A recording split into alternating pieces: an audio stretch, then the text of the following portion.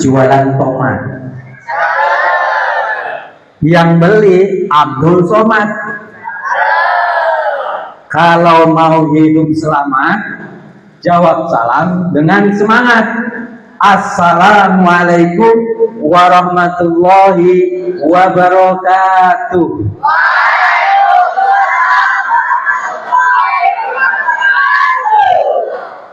Ada 35 peserta, 3 orang tidak menjawab salam.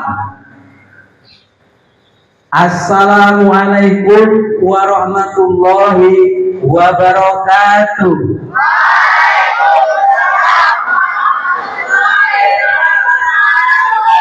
Saking semangatnya, orangnya 35, yang jawab 36.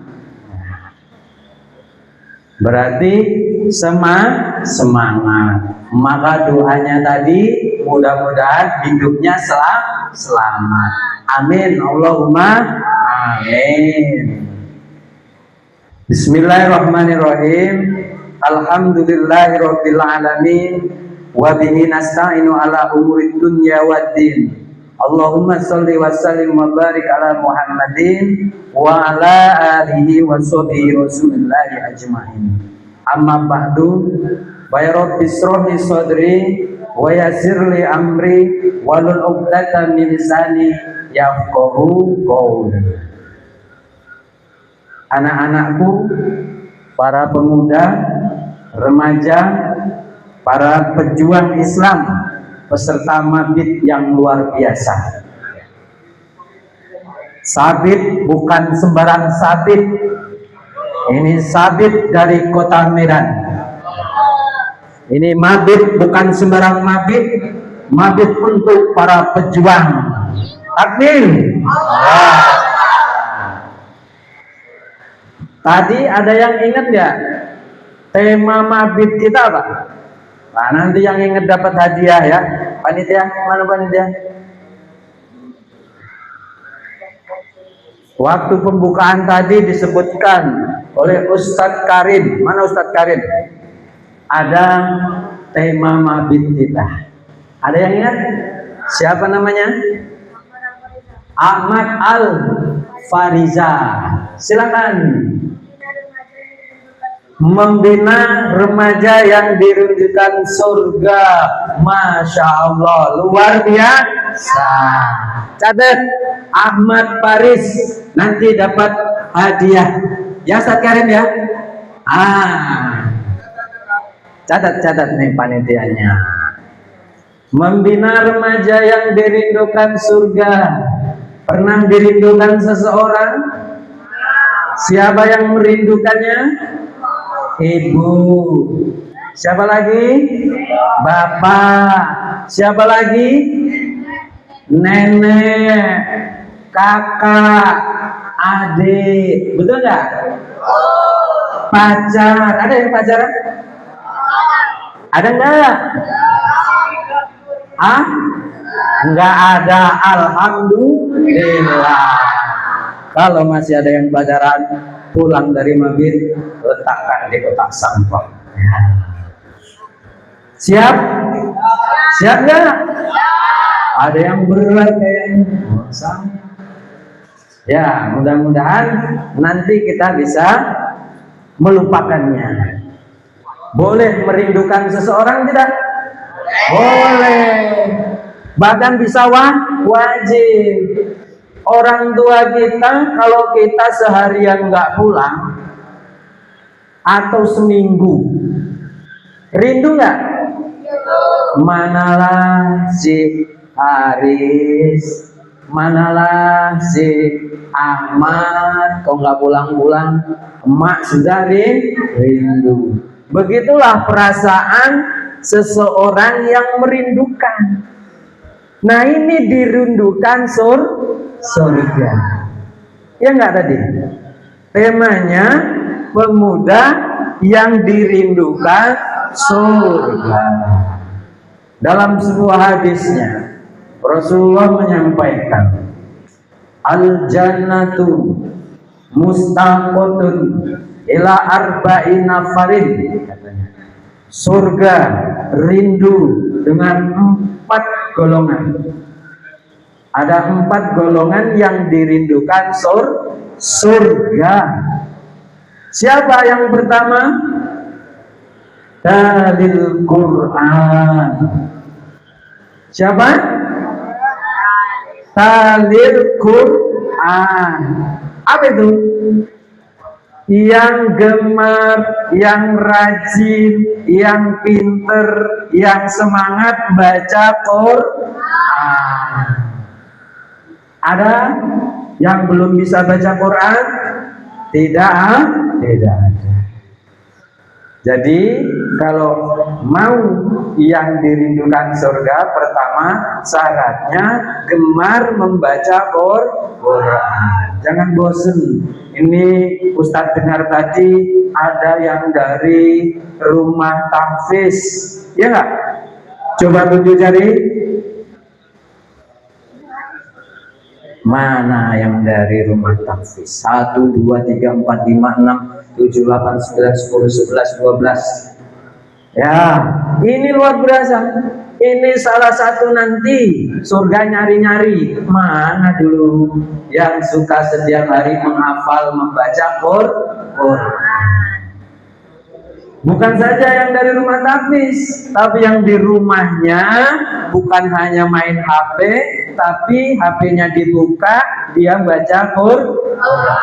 Ini juga dirindukan surga. Yang kedua, yang dirindukan surga, wahafidil lisan, orang yang bisa menjaga lisan dari perkataan kotor, dari perkataan keji, dari perbuatan atau perkataan yang menggibah, memfitnah. Ya, ini orang yang bisa menjaga lisannya, termasuk anak-anak, pemuda yang nanti dirindukan surga. Yang berikutnya kan 4 tadi, ya nggak? Ada 4 orang yang dirindukan surga, golongan.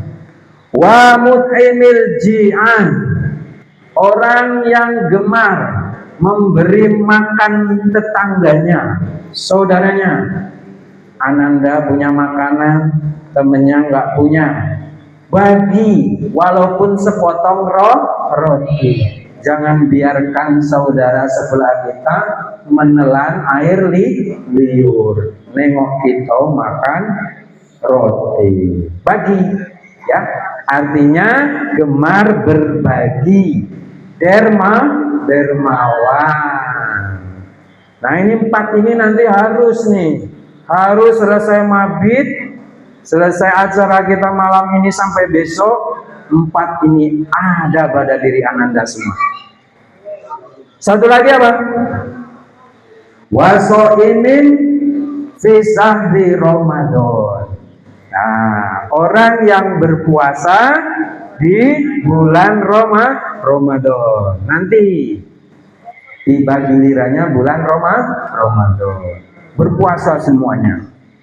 Berpuasa. Nah, 4, apa yang pertama kalau kita ingin dirindukan surga tadi? Gemar membaca Quran. 2, yang sono itu. Yang kedua, menjaga lisan. Yang ketiga, berbagi makanan, berbagi rezeki. Yang keempat,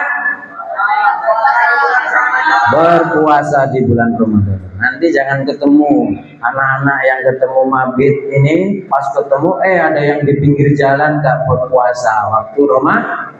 Na'udzubillah min dzalik. Oke, kita lanjutkan ke materi. Apa itu? Mempersiapkan diri untuk masa depan Islam. Kenapa? Persiapan itu perlu sejak dini. Persiapan itu perlu sejak remaja, sejak anak-anak. Karena yang tua-tua seperti ustadz, panitia yang di belakang para ustadz semua ini tidak lama lagi. Siapa penerusnya? Kalau bukan anak-anak semuanya.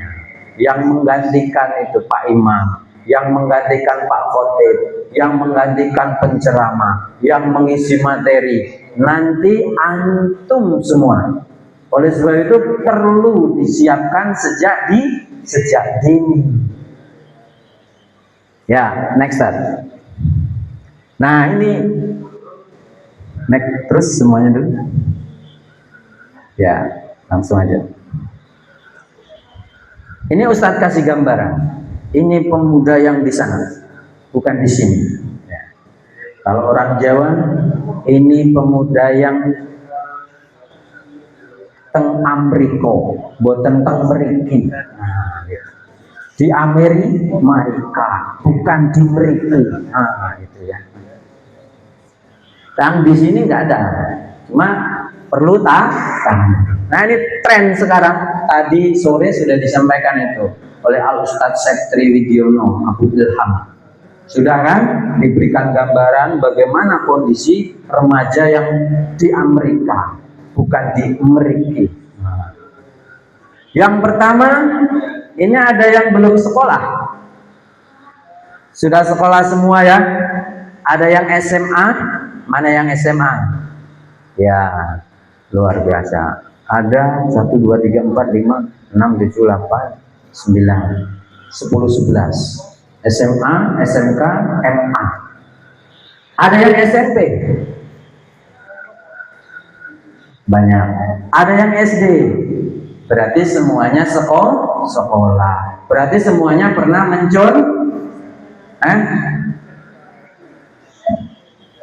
pernah nyontek enggak? Pernah, ya, nggak apa-apa. Karena kemarin belum ikut mabit, jujur. Mantap. Tanya lagi nih Ustaz, ada yang pernah nyontek? Pernah. Nggak apa-apa. Dulu, ya, nggak apa-apa. Itu dulu. Zaman jahiliyah. Setelah mabit, bukan lagi. Nggak mau lah. Nah, itulah gejala anak sekarang. Kalau ujian suka mencontek. Kira-kira mencontek itu baik atau buruk? Buruk. Kenapa dilakukan? Karena tidak baca. Terpaksa nyontek supaya dapat nilai besar. Nah, oke. Merokok. Nah, ada yang merokok di sini? Nggak ada, sekarang nggak ada. Alhamdulillah. Dan mudah-mudahan memang tidak ada. Saya yakin ini wajahnya wajah yang belum merokok. Ya masih seger semua, masih fresh. Nah. Miras, wah apalagi Ustaz, rokok saja no, apalagi miras. Itu orang yang tengmeriko, bukan tengmeriki. Nah. Di Amerika. Narkoba nggak kenal, ya nggak kenal. Tapi kira-kira remaja banyak nggak yang miras, narkoba, pacaran banyak nggak? Banyak. Punya temen nggak yang kayak gitu? Punya. Alhamdulillah yang di sini tidak ada. Nah itu luar biasa. Pacaran, pergaulan bebas, tawuran. Ada yang pacaran tadi, yang punya pacar? Enggak, ya alhamdulillah. Tadi mau berangkat maghrib sudah diputusin. Nah, sudah putusin lewat WA. Ada pergaulan bebas, apalagi pergaulan bebas. Ya, wah itu kalau bebas berarti seperti apa kalau bergaulnya bebas? Ada yang hidupnya bebas? Selain manusia ada nggak? Kalau ayam bebas nggak? Bergaul? Bebas. Kambing? Bebas. Sapi? Bebas. Manusia? Tidak. Berarti kalau ada yang bergaulan bebas seperti kambing, seperti sapi, seperti ayam. Nah, itu ya. Nah, tawuran. Alhamdulillah di Bengkulu belum pernah terdengar tawuran, apalagi di Pondok Kelapa. Nggak ada. Bullying. Nah, suka membuli. Ada di sekolah yang suka membuli temennya? Ada nggak? Kena korban bully ada? Pernah? Oh, pernah korban bully? Waduh, berarti ada praktek bully. Bagus nggak itu semuanya kira-kira? Kenapa bisa terjadi? Karena kurang ilmu. Mantap. Kenapa satu lagi? Karena kurang kasih sayang. Bagus. Apalagi? Kurang mendekatkan diri pada Allah. Hebat. Masya Allah. Ini jawaban-jawaban memang luar biasa. Jawaban-jawaban cerdas generasi muda peserta mabit malam ini. Ini kalau Bapak nanya di luar, paling mereka juga nggak tahu. Malah ya sudah, itu kan memang sudah zamannya Ustaz. Nah, kalau nggak begitu ketinggalan zaman Ustaz. Nah, tapi ini jawabannya luar biasa. Semuanya tahu bahwa itu perbuatan yang kurang baik. Contek, merokok, miras, narkoba, pacaran, pergaulan bebas, tawuran. Kita tahu semuanya itu perilaku buruk. Kalau masih ada, berarti kita harus merubah. Next up. Nah, ini dia. Bagaimana cara merubah semua itu? Biasa mencontek, kalau nggak nyontek, gatel tangannya, ya. Kalau nggak nyontek, nggak pede, ulangan, nilainya 0, ya. Kalau nyontek, nilainya 80. Nah, bagaimana semua kejelekan, keburukan tadi itu bisa dirubah oleh pemuda yang ciri-cirinya ada pemuda yang dirindukan surga. Pasti tuh kalau anaknya rajin baca Quran, rajin ngomong baik, rajin bersedekah, rajin berpuasa, dia pasti malu berbuat buruk. Betul apa betul? Betul apa benar? Betul. Ya. Next up, bagaimana? Kita lihat. Nah, harus tahu dulu. Nah, abang yang di sana jangan tersindir, Bang.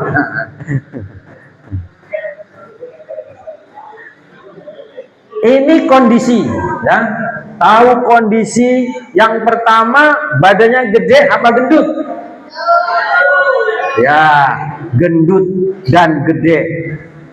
Pengen berubah menjadi proporsional seperti yang sebelahnya lagi. Nah, ada yang kusut berubah menjadi rapi. Ya, yang pertama harus tahu dulu itu kondisi yang ingin dicapai. Lagi dulu, contohnya dulu. Bagaimana mengubahnya? Ada motor apa itu? Motor butut, ada motor keren. Pengen nggak punya motor keren? Kalau kalian masih punya motor butut, pengen punya motor yang keren? Pengen nggak? Orang normal pasti pengen. Anak muda pasti pengen. Punya mobil Ayla, ganti dengan BMW. Mana yang bagus? Ayla apa BMW? BMW. Nah, ada dua kondisi yang sedang terjadi berupa sesuatu yang rendah, ada satu kondisi yang ingin dicapai. Kalau ingin merubah dari sifat baik menjadi sifat buruk menjadi sifat baik, bagaimana caranya? Nah, bagaimana caranya harus tahu. Kalau nggak tahu nanti nggak jadi. Next up, ya. Oh, masih contoh banyak nih. Jadi rumah lama pengen dirubah menjadi rumah yang baru. Ada lagi di sebelahnya. Nah, ada yang maksiat karena tidak berhijab menjadi taat dengan menggunakan jilbab. Berarti harus ada perubahan. Tuh, malu-malu dia. Karena maksiat. Kalau tidak menutup aurat maksiat bukan? Maksiat bukan? Kalau laki-laki nggak menutup aurat maksiat bukan? Aurat laki-laki dari mana ke mana? Pusat, udel. Kalau orang Jawa bilangnya udel. Sampai bawah lututnya. Jangan lutut. Kalau lutut nanti sebagian pasti kelihatan. Di atas pusat, di bawah lutut. Gitu. Oke? Masih ada yang di rumah pakai celana segini? Berarti masih ya. Kalau sudah balik, ya. Kalau belum balik ya belum. Balik berapa, umur berapa baliknya? Ya, kurang lebih yang laki-laki 15 tahun. Kalau sudah 15 tahun wajib menutup aurat. Nggak boleh nggak bercelana lari ke jalan. Nah, viral nanti kamu.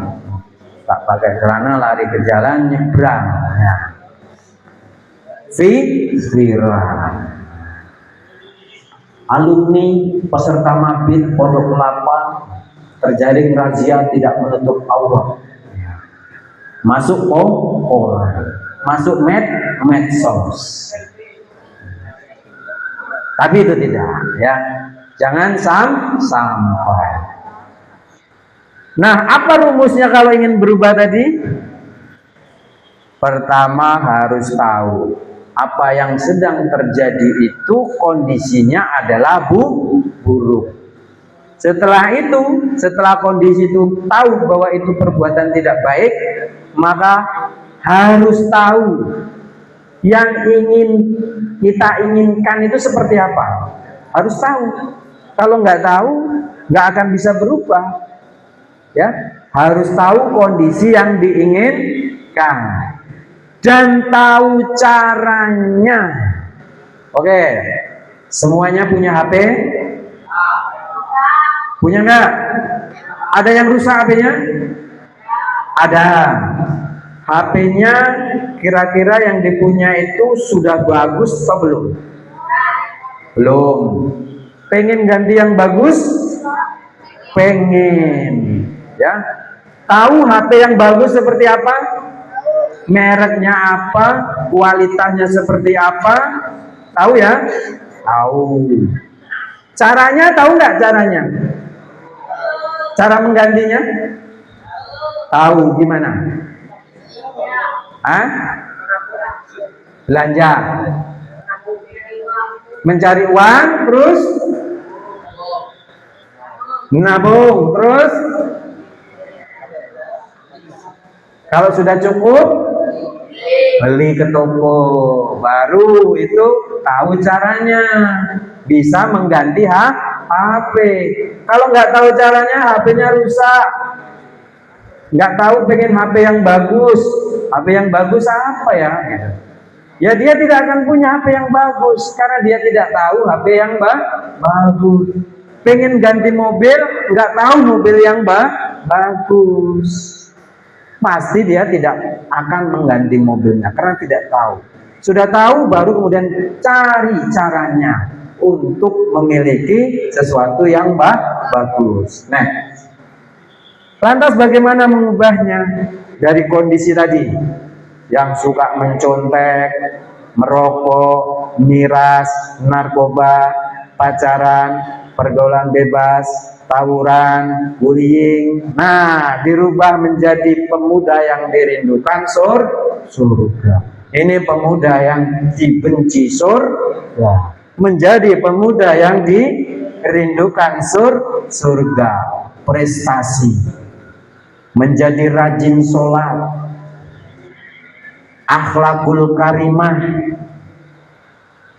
berbakti kepada orang tua, hafalan, baca Quran, banyak sedekah. Betul nggak tadi yang dirindukan surga?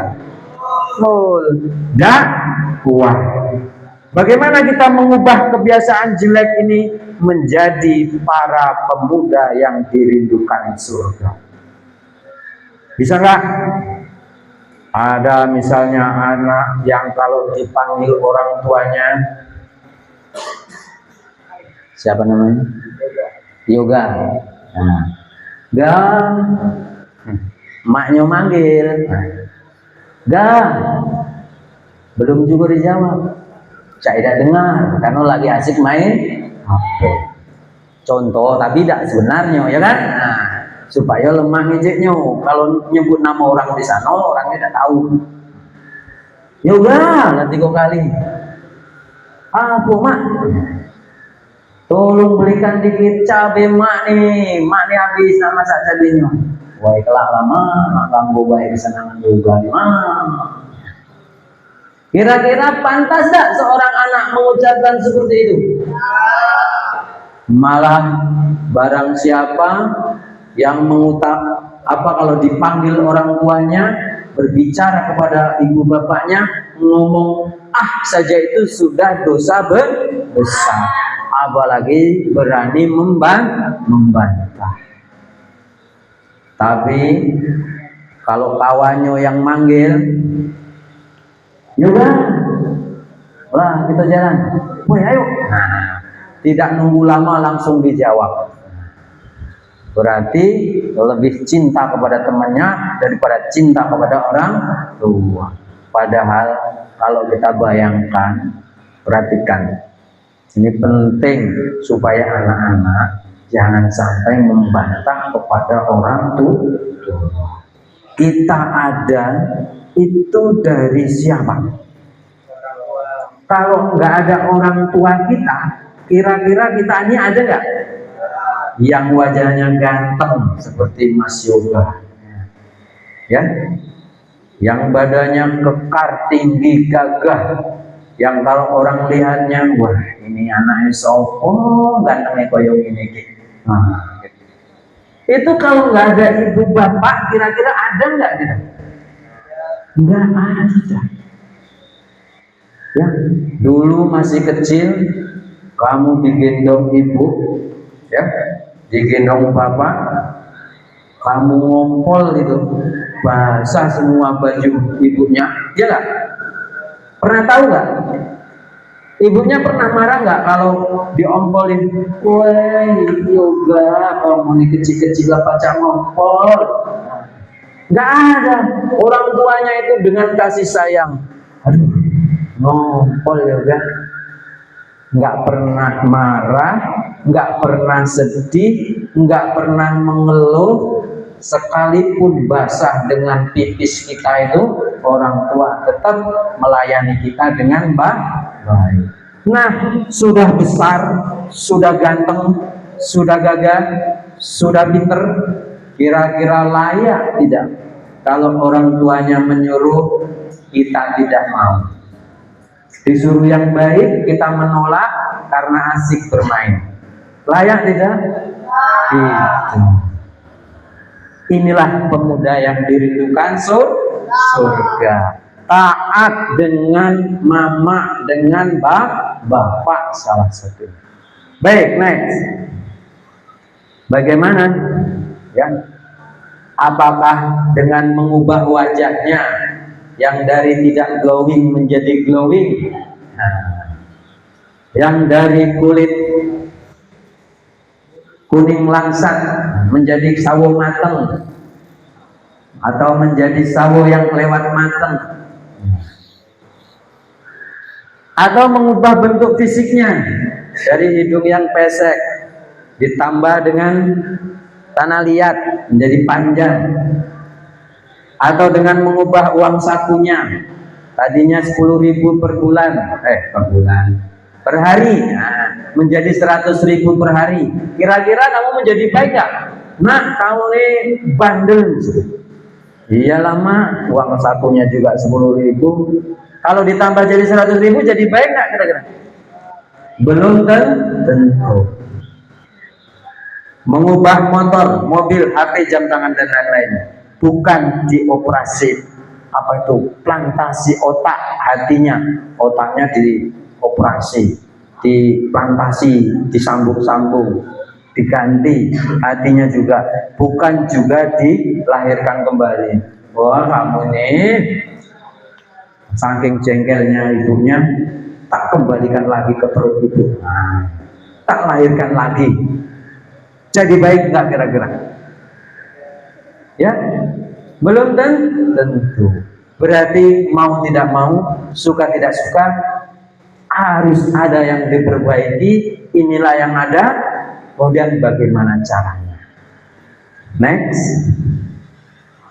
mengubah pemikiran, pemahamannya akan berubah dan tingkah lakunya berubah. Jadi langkah pertama, apa yang harus dirubah? Pikirannya. Berarti perlu ilmu, perlu pemahaman bahwa yang tadi itu buruk, bahwa yang tadi itu jelek. Itu harus tahu dulu. Kalau nggak dirubah itu pasti tidak akan berubah. Baru pemahamannya berubah. Nih contohnya, ada orang kita baru kenal dengan tetangga, ya. Ada Pak Abdul Somad, tetangga kita. Pak Abdul Somad ini kumisnya tebal, jenggotnya panjang. Karena kita baru kenal, kita belum tahu, menganggap ini orang serem, ini orang jahat kayaknya, sehingga kita menjauh. Jangan deket-deket sama tetangga sebelah, nanti bahaya. Karena belum kenal. Pikiran kita buruk dengan orang itu. Ternyata setelah dikenali, waduh, bapak ini luar biasa sopan, bapak ini bahasanya santun, bapak ini pemurah, bapak ini suka menolong, bapak ini tidak suka mengganggu orang. Bahkan bapak ini ilmunya tinggi, ya. Nah, dengan orang yang beranggapan jahat tadi, sikapnya berubah tidak? Jadinya saya pengen terus main sama bapak itu, saya pengen ngobrol sama bapak itu, saya pengen diajak diskusi sama bapak itu. Kenapa? Pemikiran kita sudah berubah. Langkah pertama apa tadi? Rubah pemikiran supaya pahamnya berubah. Baru pasti tingkah lakunya yang kalau ketemu lari, menjauh, menjadi mendekat. Itu yang harus kuncinya. Dulu nak, sebelum zaman sekarang nih, zaman apa namanya? Generasi apa, Ustaz? Generasi Gen Z. Nah, kalau Ustadz nih generasi apa? Kolonial. Dulu pertama ada mengenal listrik itu di desa Ustadz itu, kabarnya listrik mau masuk desa. Ya. Ini sebagian seneng, sebagian takut. Kenapa takut? Hati-hati ya. Sering mendengar di televisi itu banyak orang mati kesetrum. Ya, listrik ini bahaya sekali. Ya, kita tersentuh sedikit saja bisa kesetrum, mati akhirnya. Ya, apalagi bahayanya bisa menyebabkan kalau konsleting kebakaran rumah, habislah harta benda kita semua. Apalagi dengan listrik bisa menyebabkan apalagi? Ya pokoknya yang ngeri-ngeri diceritakan. Akhirnya sebagian orang Wah, kalau gitu nggak usahlah desa kita pasang listrik. Ini kenapa? Karena paham tentang listriknya salah.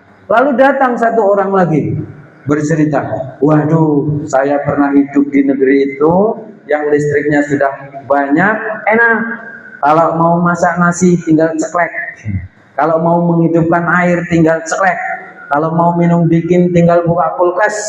Semuanya fasilitas listrik sangat membantu tugas manusia. Kira-kira perilaku orang yang punya paham berbeda tadi terhadap listrik beda nggak cara menanggapinya? Beda. Padahal listriknya sama apa beda? Sama. Begitulah kita ketika melihat perbuatan baik dan buruk tadi tergantung dengan pemikiran kita. Next. Lantas bagaimana cara mengubah? Satu-satunya jalan, tidak ada jalan lain untuk menyampaikan kebaikan supaya para pemuda, para pemudi, generasi yang ada di sana di sini berubah menjadi ke arah yang lebih baik, yaitu kepada Islam. Satu caranya apa? Dengan berdakwah.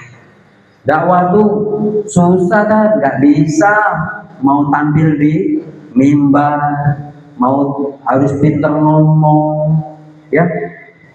Apalagi harus punya suara yang bagus. Bukan begitu.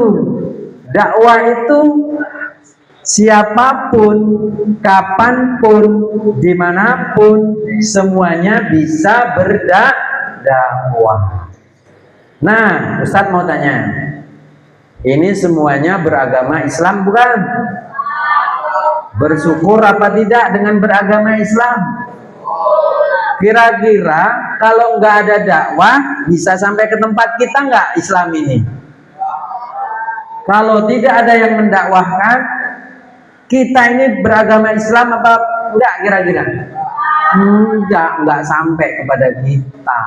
Makanya dakwah itu menjadi tugas kita untuk disampaikan kepada semua manusia, baik yang remaja, yang dewasa, yang tua, ya, yang sangat tua, ya, kecuali sudah dikubur, nah, nggak perlu dakwah. Apa dakwah itu? Menyampaikan kalimat kebaikan berupa Islam sekalipun hanya satu ayat. Adik kita yang masih kecil belum bisa baca bismillah, kita ajarkan baca bismillah, dakwah bukan? Dakwah. Teman kita tadi suka mencontek, kasih tahu, weh kawan, wedding, ading, wedang, mencontek itu bukan hal yang baik, dilarang oleh agama. Itu dakwah bukan? Dakwah.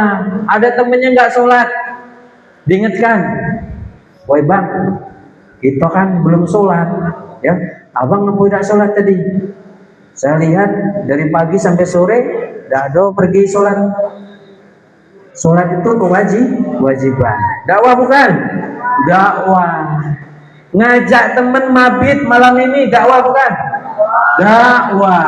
Ini coba bayangkan, siapa tadi kemarin yang ngajak kalian datang ke tempat ini sehingga sebanyak ini, pahala kebaikannya yang kalian dapatkan dapat juga terhadap orang yang mengajak. Ustadznya yang ngajak. Ustadznya ini dapat kebaikan semua dari apa yang diperoleh kebaikan hari ini. Orang ngajak sholat berjamaah di masjid, karena kita penuh masjidnya, maka berapa orang yang ada di situ di masjid itu, berapa saf baris di situ, ketika itu mendapatkan kebaikan, maka dapatlah kebaikan itu dari orang yang mengajaknya. Paham sampai di sini? Paham.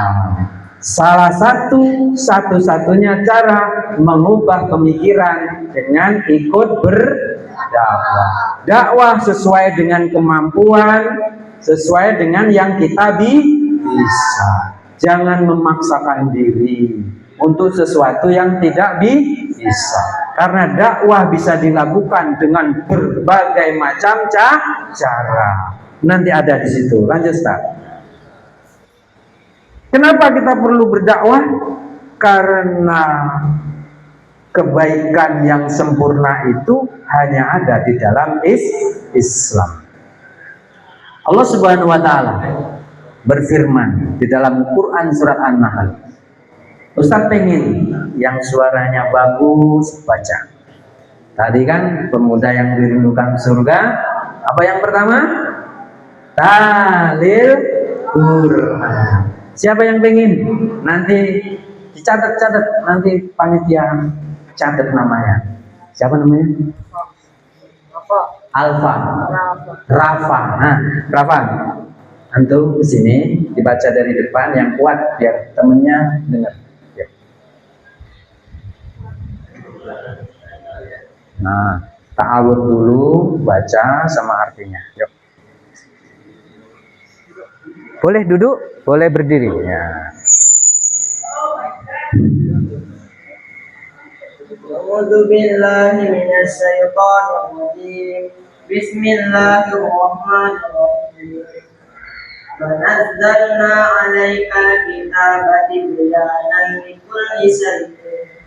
Dan kami turunkan kepadamu Alkitab, Al-Quran untuk menjelaskan segala sesuatu. An-Nahl ayat 16, surat ke-16 ayat 89. Terima kasih. Sadaqallahul azim. Ya.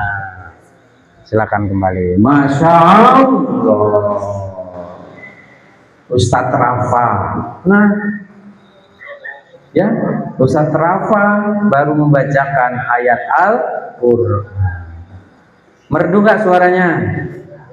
Merdu. Kenapa? Karena rajin membaca Qur'an. Lidahnya sudah fasih, lidahnya sudah terbiasa. Orang yang fasih itu karena biasa. Insya Allah Rafa teman kita ini termasuk pemuda yang dirindukan surga dan semuanya. Ini berarti perkara apapun ada hukumnya, dan problem apa saja ataupun apapun tantangan yang dihadapi kaum muslimin akan dapat dipecahkan dan dijawab oleh Islam, karena di situ dijelaskan ya, tibyanan likulli syai'in. Al-Quran itu menjelaskan likuli, semua hal. Namanya likuli itu semuanya tanpa terkecuali, ya. Syai'in, sesuatu yang ada di alam dunia ini tentang hukum perbuatan itu sudah ada diterangkan di dalam Al-Quran. Oleh sebab itu, bagaimana mungkin kita ingin memecahkan problem tadi kalau kita tidak memahami Al-Quran? Ini semuanya para pengkaji Al-Quran.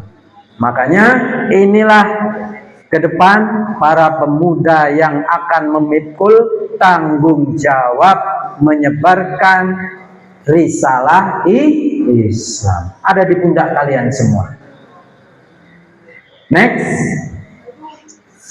Kemudian bahwa dakwah itu termasuk mengikuti jejak Rasulullah Shallallahu Alaihi Wasallam.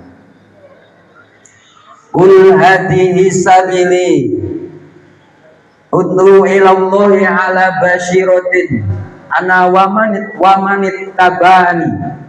Katakanlah, inilah jalan dakwahku, aku dan orang-orang yang mengikuti, mengajak kalian kepada agama Allah dengan hujah atau bukti yang nyata. Kalau kita berdakwah berarti kita telah mengikuti Rasul. Bangga nggak kalau kita mengikuti orang hebat? Nah, orang hebat katakanlah siapa misalnya di Indonesia ini? Ada namanya Bapak B.J. Habibie, orang pintar. Kalau kita bisa mengikuti beliau, bangga nggak kita? Bangga. Kalau ada ustadz yang habis 30 juz, kemudian kita bisa mengikuti beliau, bangga nggak kita? Bangga.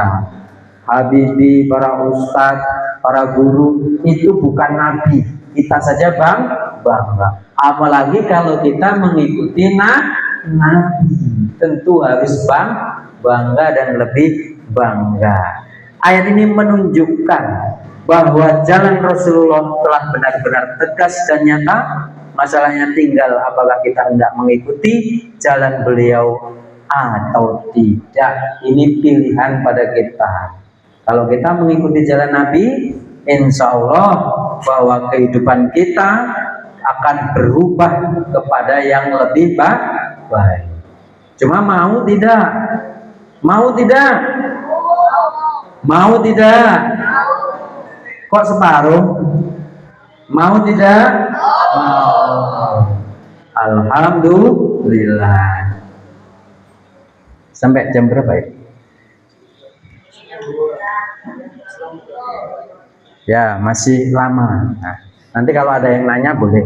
Padahal Ustadz sudah ngos-ngosan. Dikit lagi, lanjut Ustaz. Akibat ditinggalkan dakwah. Nih, kalau tidak ada yang mau menasihati teman-temannya, kalau tidak ada yang mau mengajak kepada kebaikan, kalau mencontek dibiarkan, kalau miras dibiarkan, kalau pergaulan bebas dibiarkan, kalau apalagi tadi, durhaka kepada orang tua dibiarkan, apalagi kalau main game tanpa henti dibiarkan, 10 hari 10 malam main game. Nah, kuat nggak? Kuat? Enggak. Berapa hari pengalaman? Setengah hari. Ya, kalaulah dakwah tidak dilakukan, yang buruk-buruk tadi tidak ada yang mengingatkan, akibatnya ya, hendaklah kalian benar-benar menyuruh perbuatan yang ma'ruf dan benar-benar melarang perbuatan yang mungkar. Kalau tidak kalian lakukan, Allah akan menjadikan orang-orang jahat di antara kalian berkuasa. Kita akan dikuasai, akan dipimpin, akan dipaksa oleh orang-orang jahat. Ngeri nggak? Seneng apa takut? Kalau orang baik, orang soleh yang berkuasa, seneng apa tidak? Seneng. Kalau orang jahat, ya nanti kita yang dikorbankan. Yang akibatnya banyak sekali kejahatan dan kemungkaran. Lalu orang-orang yang baik di antara kalian berdoa agar kejahatan dan kemungkaran itu hilang, maka doa mereka orang-orang baik tidak diterima. Jadi gini, kalau kita tidak mau mengingatkan, ini teman-teman kita yang nyontek, yang pergaulan bebas, yang miras, yang mabuk, yang judi online, kita tidak mengingatkan, tapi kita tahu, kita tidak melakukannya, Lalu kita berdoa kepada Allah tanpa mengingatkan mereka. Ya Allah, semoga temanku berubah ya Allah, semoga tetanggaku berubah ya Allah.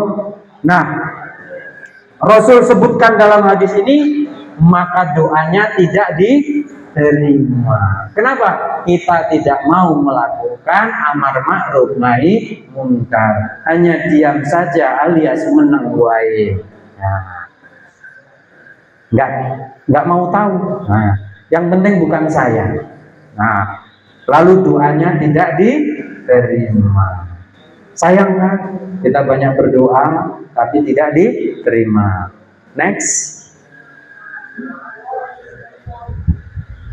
Nah, dengan pemikiran, tentu pemikiran yang benar, seseorang memiliki keyakinan, ya. Itu kuncinya. Kalau ingin memiliki keyakinan yang kuat, harus dengan pemikiran yang benar. Dengan keyakinan atau akidah yang benar inilah seorang akan berjalan sesuai dengan akidahnya.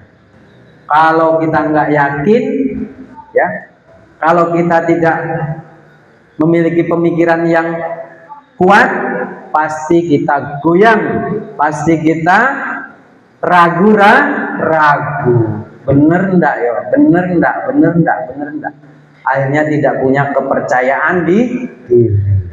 Akidahnya tidak kuat, ya, tidak goyah dengan pengaruh lingkungan. Kalau orang sudah kuat akidahnya, Mas Rafa, tadi ya, dia rajin sholat tuh ke masjid, setiap azan dikumandangkan, bergegas ambil air wudhu, pergi ke masjid, teman-temannya pada nongkrong di jalan. Woi Rafa, tak kemana? Sholat, baik. Besok aja lah sholat, kita main game dulu. Kalau orang yang akidahnya kuat, dia tidak pedulikan itu. Tapi kalau akidahnya lemah, maka dia akan terpikir, wayoni anda sholat ini pacak besok. Ini belum tentu pacak main game sama-sama kayak kawan. Nah, jadilah aku balik dulu ngambil HP. Akhirnya mabar. Ini kalau orang punya iman yang kuat, maka itu tidak akan terjadi. Tak takut atau tidak malu dengan siapapun. Ya, orang kalau udah mantep imannya, percaya diri, nggak malu, ya, nggak malu sama teman-temannya. Ini temennya main bola dari asar sampai maghrib nggak sholat. Kita ke lapangan, jam sholat, Allahu Akbar, Allahu Akbar. Wih, aku sholat asar dulu. Tidak malu. Dia yakin, dia percaya di diri. Kenapa? Pikirannya mantap. Tapi kalau tidak, dia akan goyah. Ya, waduh, nengok kawannya tidak ada yang sholat selapangan. Woi, tidak pula saya sholat. Akan selalu menjadikan Islam sebagai sandaran. Akhirnya semuanya orang yang memiliki pemikiran yang benar, yang lurus, ya, akan menjadikan segala sesuatunya dikembalikan kepada Islam. Kalau dia berbuat sesuatu, dia bertanya, apalah kata Islam tentang perbuatan saya ini? Boleh atau tidak? Dia melangkah lagi, melihat sesuatu, apakah kata Islam dengan yang saya lihat ini boleh atau tidak? Dia melangkah lagi bertemu orang tuanya, mengucapkan sesuatu, dia bertanya lagi tentang dirinya, apalah kata Islam tentang apa yang saya ucapkan kepada orang tua saya ini, apakah ini dibolehkan atau tidak? Dia berangkat ke sekolah lagi, ulangan, bertanya lagi, apakah yang saya lakukan ini, apa kata Islam, apakah Islam membolehkan atau tidak? Selalu semuanya dia kembalikan kepada Islam. Hatinya sudah menyatu dengan Islam. Pemuda yang seperti inilah pemuda yang dirindukan surga. Maka kemanapun kita, kalau kita menolong Islam, menolong agama Allah, jangan takut, Allah yang akan menjaga kita. Dimanapun kita, insya Allah, Allah bersama kita. Jangan takut. Lanjut. Nah, yang harus dipahami ketika kita berdakwah, tidak boleh dengan cara kekerasan. Diajak sholat, tidak boleh. Weh, sholat, tak kalah sholat, tempeleng tau. Nah. Ya, boleh enggak? Enggak boleh. Weh, puasa. Ini bulan Ramadan. Tak kalah puasa, tepuk pala kau. Nah. Tidak boleh. Nah. Kalau bak kita boleh kayak gitu. Nah, kalau kita lah terlalu, tempeleng dikit sama baknya. Tapi dengan orang lain, dengan kawan, kita tidak boleh. Hanya boleh dengan apa? Nasihat yang baik. Kalau diterima, alhamdulillah. Kalau tidak diterima, ya alhamdulillah kita tetap mendapatkan kebaikan. Meskipun menghadapi tindakan keras orang-orang Quraisy. Nah, Rasul nih waktu itu Rasul berdakwah, dilempar batu, digecek jemu gilo, nah, digecek orang gila, dikatakan ahli sihir, ya, dilempari dengan kotoran. Pernah nggak Rasul membalas? Rasul membalas dengan kekerasan, ngumpulin kawan-kawan, woi sahabat sini, kita ajar balik mereka. Dilakukan tidak? Tidak. Bahkan malaikat Jibril itu ngomong, Rasul, kalau kamu mau, saya balikkan bukit Uhud itu menimpa mereka. Kata Rasul apa? Jangan. Kenapa? Mereka itu belum tahu. Mereka itu belum tahu tentang indahnya Islam. Nanti dia akan sadar. Jadi boleh nggak dakwah dengan kekerasan? Tidak. Next, Rasul tidak mengendaki kekerasan. Ya. Inni umirtu bil afwi fala tuqatilul qaum. Aku diperintahkan untuk menjadi seorang pemaaf. Oleh karena itu jangan memerangi kaum. Proses kan? Ya. Tapi ada saatnya. Kapan boleh melakukan dakwah dengan fisik? Ketika Rasul hijrah ke Madinah. Waktu di Mekah, sahabatnya dihajar, ditindih dengan batu, disiksa, dicambuk. Rasul tidak melakukan perlawanan. Setelah hijrah ke Madinah, di sana punya namanya kekuatan, punya namanya negara. Siapa yang berani dengan Islam, menentang Allah dan Rasulnya, berhadapan dengan Rasul dan para sahabat yang siap berperang. Kenapa? Rasul sudah mempunyai kekuatan dan wilayah untuk menegakkan Islam. Nah, hanya di situ bolehnya melakukan bersama-sama, dipimpin oleh Rasulullah. Terus, ya, telah diizinkan ketika Rasul di Madinah, jelas ayatnya, berperang bagi orang-orang yang diperangi karena sungguh mereka telah dianiaya. Kalau dakwah tadi periode Mekah itu tidak boleh dengan kekerasan. Tapi ketika sampai di Madinah, bahkan Rasul memimpin perang. Perang pertama kali setelah hijrah adalah perang Badar. Lanjut. Kekerasan tak mengubah perilaku karena manusia berbuat sesuai dengan yang disukai. Ya, berubah saat takut saja. Ini kalau dengan kekerasan nih, orang bisa berubah karena takut. Contoh, ada maling ayam. Nah, ada maling ayam ditangkap polisi, digebukin, jebak, ditempar, ditendang. Kamu ngaku nggak maling? Ngaku Pak. Kamu mau berubah tidak? Mau. Nah, kenapa? Kalau tidak mau disiksa. Setelah keluar dihukum dari penjara, ternyata maling lagi. Kenapa dia berubah saat itu? Hanya karena takut, tapi pikirannya tidak berubah, sehingga tetap menjalankan kebiasaan lamanya. Nah, itu kalau dengan kekerasan. Perubahan itu tidak permanen. Kalau orang dengan kekerasan, perubahan itu hanya sementara saja dan bukan membentuk kesadaran. Jadi orang itu disuruh berubah harusnya dengan kesadaran. Kalau sudah sadar, dia tidak perlu diperintah lagi. Ya, ini setiap subuh dibangunin ibunya, suruh sholat subuh, tepuk-tepuk. Woi nak bangun subuh, woi nak bangun subuh. Tapi tidak pernah dikasih nasihat tentang kewajiban sholat, tentang dosa kalau meninggalkan sholat. Hanya disuruh terus. Dia tidak tahu. Tapi kalau sudah dikasih nasihat, nah sholat subuh itu wajib bagi seorang muslim yang sudah balik. Dan kebaikan sholat subuh ya itu lebih baik dari dunia dan seisinya. Akhirnya sadar anaknya. Besoknya tanpa dibangunkan, bangun duluan, bahkan bangunkan kedua orang tuh.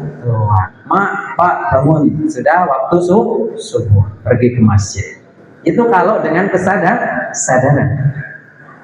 Nah, seruan dakwah bagi remaja, wahai pemuda, jika engkau ingin rindu surga, ingin selamat di dunia dan akhirat, menjadi orang hebat, sukses di dunia dan di akhirat, maka jadilah Islam sebagai pegangan dan dakwahkanlah. Ramaikan masjid, bisa dakwah dengan multimedia, artinya digunakan menyebarkan kebaikan. Nih acara mabit di-share. Mabit malam ini bina iman dan takwa. Siapa tahu ada temannya nanya, "Weh di mana?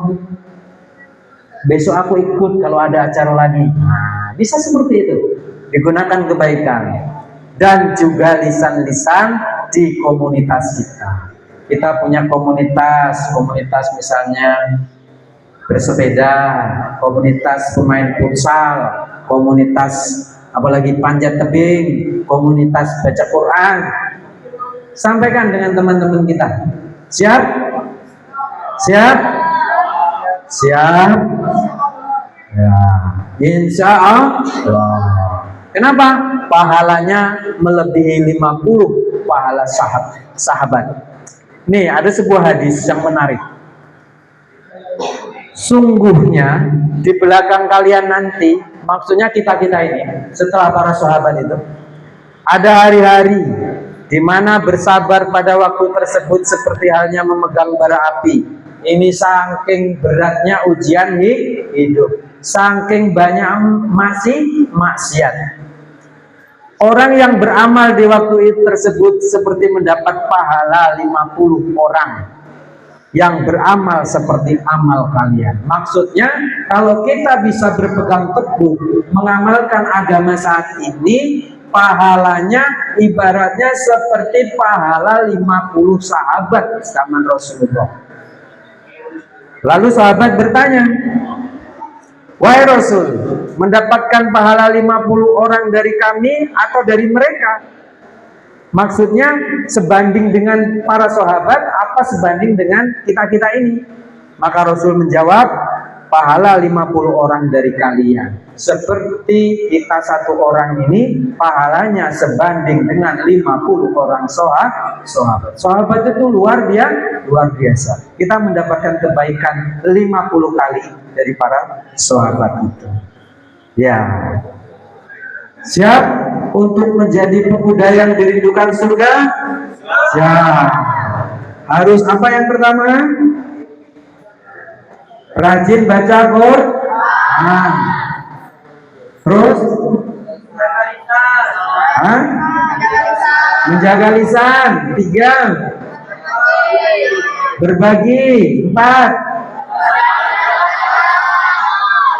Terus berbakti kepada orang tua. Terus berdakwah. Tidak boleh tinggal di. Sebelum ditutup, ada pertanyaan? Ada nggak? Padahal yang mau nanya itu sudah dicatat tuh sama panitia. Mau dikasih door prize.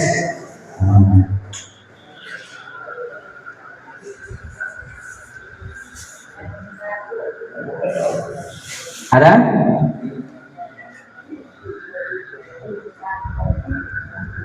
Kalau tidak ada, sampai di sini ya.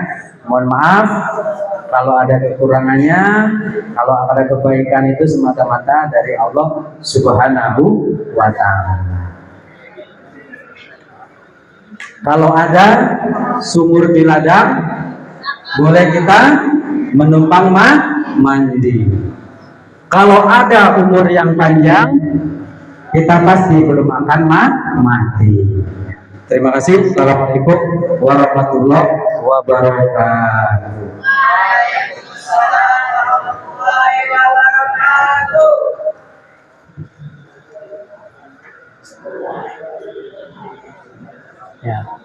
Allahu Akbar.